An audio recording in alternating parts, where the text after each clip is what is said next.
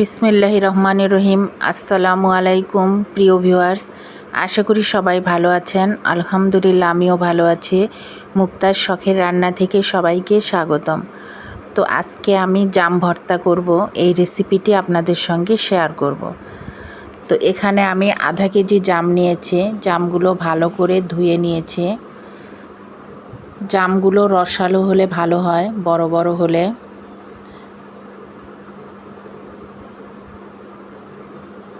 তো এখন আমি জামগুলো ভর্তা করার জন্য একটা বড় বোল নিয়েছি।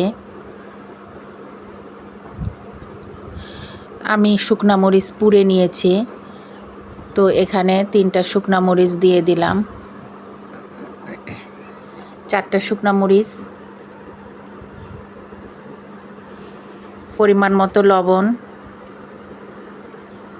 ঝালটা আপনাদের পছন্দ মতো নেবেন। তো এখানে শুকনা মরিচটা আমি পুড়ে নিয়েছি কারণ এর সুন্দর একটা ফ্লেভার আসবে। ধনিয়া পাতা কুচি দিয়ে দিব, দিয়ে ভালো করে মিশে নিব।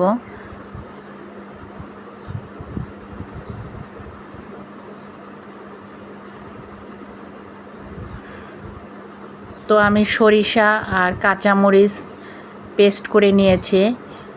তো 1 টেবিল চামচ দিয়ে দিব, এটাতে সুন্দর একটা ফ্লেভার আসবে।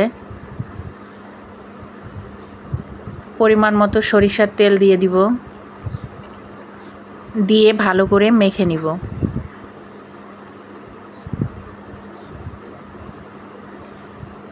এবার জামগুলো দিয়ে দিব।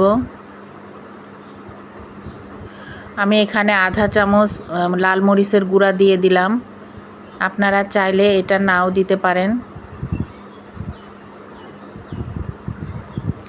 এবার একটা প্লেট দিয়ে ঢেকে কিছুক্ষণ ঝেঁকে নিব।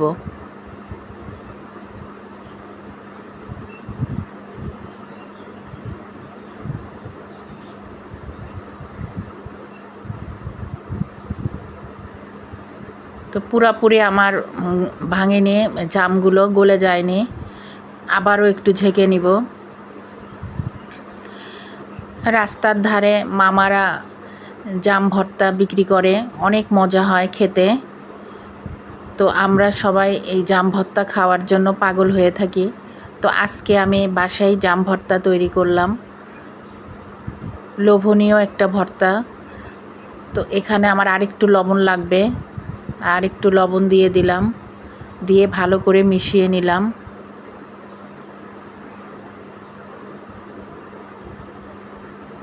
ভিডিওটি ভালো লাগলে লাইক, শেয়ার, কমেন্ট করবেন। তো এখন আমি জামগুলো প্লেটে বেড়ে নিচ্ছি।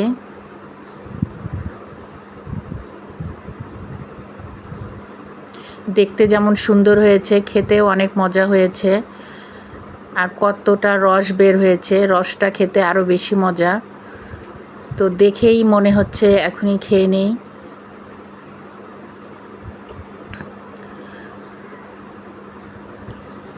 জাম খাওয়া ভালো, কারণ জামে শরীরে রক্ত তৈরি হয়।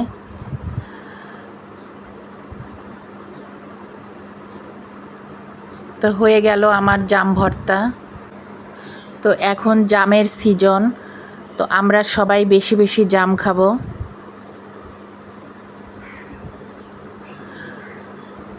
তো যারা আমার চ্যানেলটিতে নতুন তারা একটা সাবস্ক্রাইব করে পাশে থাকবেন। তো সবাই ভালো থাকুন, সুস্থ থাকুন। আগামীতে আবার কোনো রেসিপি নিয়ে আসবো ইনশাল্লাহ। আল্লাহ হাফেজ।